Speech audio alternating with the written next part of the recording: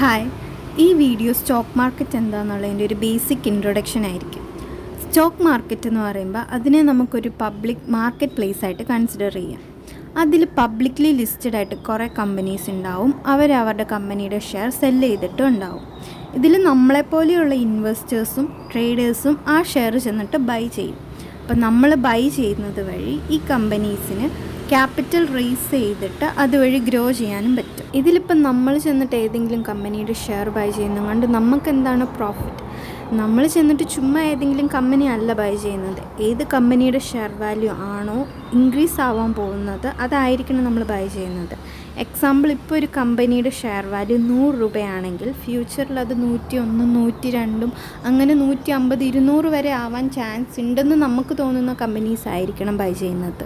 100 രൂപയ്ക്ക് ബൈ ചെയ്തിട്ട് 200 രൂപയ്ക്ക് സെല്ല് ചെയ്തപ്പോൾ നമുക്ക് 100 രൂപ പ്രോഫിറ്റ് കിട്ടി. ഇതുപോലെ 10 ഷെയർ മേടിച്ചിരുന്നെങ്കിലോ 1000 രൂപ പ്രോഫിറ്റ് കിട്ടിയാനെ. 100 ഷെയർ മേടിച്ചാലോ 10,000 രൂപ ഇൻവെസ്റ്റ്മെൻറ്റ്, 10,000 രൂപ പ്രോഫിറ്റ്.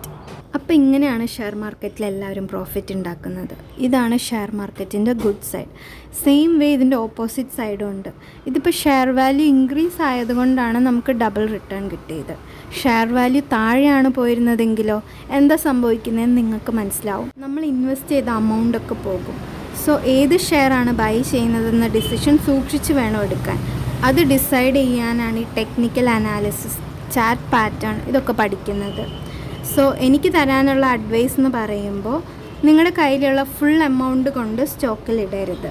നിങ്ങളൊരു ബിഗിനർ ആണെങ്കിൽ, നോട്ട് ജസ്റ്റ് ബിഗിനർ, 100% ഷെയർ മാർക്കറ്റിനെ കുറിച്ച് പഠിച്ചു എന്ന് ഉറപ്പാകുന്നവരെ നിങ്ങളുടെ കയ്യിലുള്ള ഫുൾ എമൗണ്ട് എടുക്കരുത്. ജസ്റ്റ് ഒരു സ്മോൾ പോർഷൻ എടുത്തിട്ട് ട്രേഡ് ചെയ്യാൻ ശ്രമിക്കുക.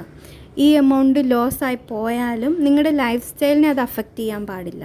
ഞാനിപ്പോൾ കമ്പനീസിൻ്റെ ഷെയർ ബൈ ചെയ്യാം, സെല്ല് ചെയ്യാം, അതുവഴി പ്രോഫിറ്റ് ഉണ്ടാക്കാം എന്നൊക്കെ പറയുമ്പോൾ നിങ്ങൾക്ക് ഡൗട്ടായിരിക്കും, ഇതെവിടെ ചെന്നിട്ടാണ് എങ്ങനെയാണ് ചെയ്യുന്നതെന്നൊക്കെ. ഇതിനാണ് ഈ സ്റ്റോക്ക് ബ്രോക്കേഴ്സ് ഉള്ളത്.